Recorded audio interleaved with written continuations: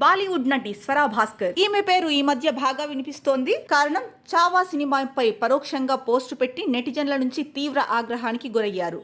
ఈ నేపథ్యంలోనే చావా చిత్రాన్ని ఉద్దేశించి ఇటీవల స్వరా భాస్కర్ మాట్లాడడం జరిగింది. ఇక అసలు విషయంలోకి వస్తే గనక చావా చిత్రాన్ని ఉద్దేశించి ఇటీవల పరోక్షంగా పోస్టు పెట్టిన బాలీవుడ్ నటి స్వరా భాస్కర్ దీనిపై క్లారిటీ ఇచ్చారు. ఛత్రపతి శివాజీ మహారాజ్ అంటే తనకెంతో గౌరవం ఉందన్నారు. ఇటీవల నేను పెట్టిన పోస్టు సోషల్ మీడియాలో చర్చకు దారి తీసింది. దానిని తప్పుగా అర్థం చేసుకున్నారు. ఛత్రపతి శివాజీ మహారాజ్ పరిపాలన, ముఖ్యంగా సామాజిక న్యాయం, మహిళల పట్ల గౌరవం విషయంలో ఆయన పాటించిన విధానాలను ఎంతగానో గౌరవిస్తుంటా. ఇందులో ఎలాంటి సందేహమూ లేదు. మన చరిత్రను కీర్తించడం చాలా గొప్ప విషయం. కానీ ప్రస్తుత కాలంలోని తప్పులు, వైఫల్యాలను కప్పిపుచ్చడానికి చరిత్ర వైభవాన్ని దుర్వినియోగం చేయకూడదనేది నా అభిప్రాయం.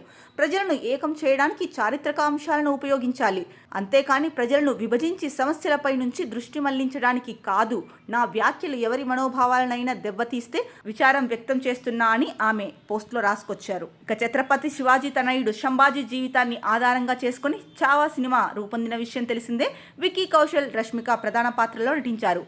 ఇందులో చూపించిన విధంగా మొఘల్ చక్రవర్తి ఔరంగజేబ్ శంభాజీ మహారాజును తీవ్రంగా గాయపరిచి గోళ్లు కత్తిరించి కళ్లల్లో ఇనుప చువ్వలు దించి చిత్రహింసలకు గురి చేసి చంపారన్న విషయాన్ని స్వరా భాస్కర్ కల్పితమన్నట్లు వ్యాఖ్యానించారు. స్వరా భాస్కర్ అభిప్రాయంపై పలువురు నెటిజన్లు ఆగ్రహం వ్యక్తం చేసిన సంగతి తెలిసిందే.